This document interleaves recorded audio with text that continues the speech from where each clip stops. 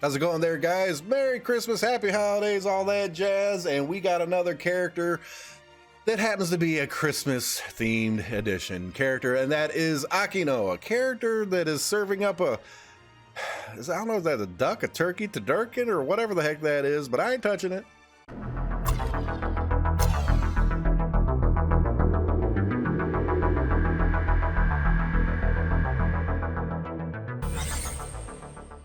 Chrismas Akino. It's another one of those characters that for the longest time I passed on because bad. Okay, I'll tell you that straight up. But things have changed. She's very recently got her unique equipment, and it kind of changed the game with this character. Let's go ahead and get into the skills, and I will get to that at some point. Oh, that's a wall of text. I almost forgot about this. Okay. Whew. Skill number 1.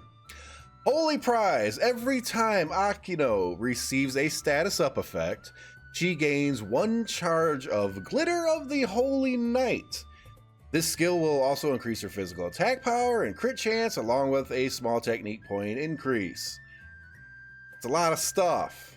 Okay, so this is a character, you know, it's almost like Christina with the coin flip mechanic or whatever, except for this character now has a glitter mechanic. Glitter of the Holy Night. The Holy Knights, I think, try to stay away from that unless they're sparkly or something. I don't know what the hell's going on here. Glitter mechanic, keep that in mind. Skill number 2, Brilliant Slash, a single target physical damage attack that will scale depending on how many stacks of the Glitter of the Holy Night charge she has. All right, I'll tell you right off the bat right now, without unique equipment, she has a maximum number of stacks of being 25. With the unique equipment, it'll bump it to 50. I'll get into that in just a second. Her EX skill that won't scroll for some reason increases physical attack power. If you happen to have her at 5 stars, it will greatly increase her physical attack power. If you couldn't have guessed. This thing does not like to scroll today. It's been doing that the last couple videos. Tell it to stop. Union Burst, the Noble Illuminations. Yep, I got it right. A very large single target physical damage attack that also scales depending how many stacks of that glitter she got.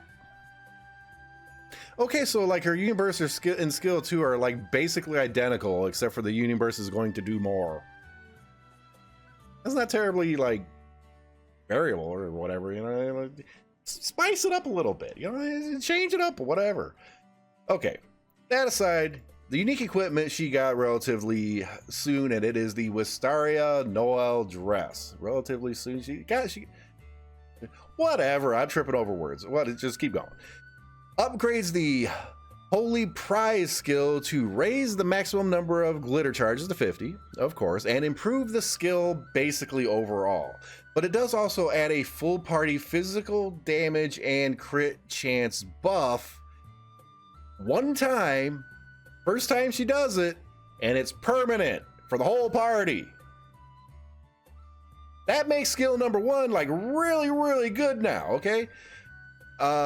Yeah, all of a sudden, like really good buff out of nowhere. Now prior, you know, it's all about the stacks and everything. You go to 25 and 50, let's throw her into combat. So I'll go over it a little bit more here. That unique equipment really does make a difference with this character. All right, get in there and farm me up. I actually need the feather thingy, whatever the heck it's called. All right, now, Chrismas Akino is without her unique equipment, so like when she first gets released over on global and everything, horrible character, absolutely atrocious character. Nobody cares about her. Nobody did know with her. Nobody cares.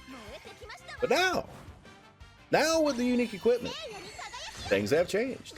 Okay, basically without the unique equipment, when she's first released, her base form and everything, she's like an A to A- class character. I mean, plenty of other characters do things better. You can just throw her to the side.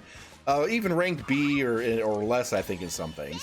She was a crap character. Absolute horrible character for a good while there. But now, here's what happened. She gets that permanent buff, okay? Right when it starts, first time she does it, bam, the whole party gets a nice buff. It basically equates to something like, at max level, max skill level, it's something like 4,000 attack power for everybody and 100 on the crit. Okay, that's pretty good, and it's a permanent buff that, of course, everything else can stack on, right? She only does it once, stays on, never goes away. It's great. But here's the thing: the stack charges change her character to a really, really, really strong degree. Now, they used to go to only 25, and that limit with unique equipment gets raised to 50. Now, you don't necessarily think it's like, oh, it's got twice as many charges, she's going to do twice as much damage. That's usually not how it works. Everything scales and stupid with these games. Now with Akino, the charge is double, she does double damage. Okay, she's doing a lot more now. Okay, so you really don't have to think about it all that much, but you don't even have to think about like, sharing, and subscribing, and hitting that notification button. I'm still horrible at segues. I'll get better. I will, but there's more to this. Okay, in a comparison, put it this way, like with the stacks and everything, she does have some ramp up time, right? Because you got to get those stacks up on her. And you get the stacks on her, she's going to start doing more damage. Ramp up, ramp up, ramp up. Think New Year's Carol, right? To a similar degree. But when she gets fully ramped up, she can actually do more damage with her Union Burst than a 6-star Kaori. In an overall fight, she could end up doing more damage than a 6-star Kaori. Okay, so essentially, on single target fights where you need a good physical DPSer, she can actually step in now. She is viable for those boss fights. She is regarded like an S to SS tier level character for that now. Okay, and if she can outdo 6-star Kaori, that's pretty good. Okay, is she gonna, beat out like, 6-star Jita or anything like that? No, they're not gonna have it, because you kind of have to remember 6-star Kaori does a lot of damage, but it's kind of like this soft cap to it or whatever. She always does the most that she can do, but not beyond. It's a weird mechanic, but I ain't even gonna try going into that. So she can do, in proper circumstances, and if you got her geared out 5-star, all kind of crazy, you can do more damage than a 6-star Kaori, and that definitely makes her worth pulling for.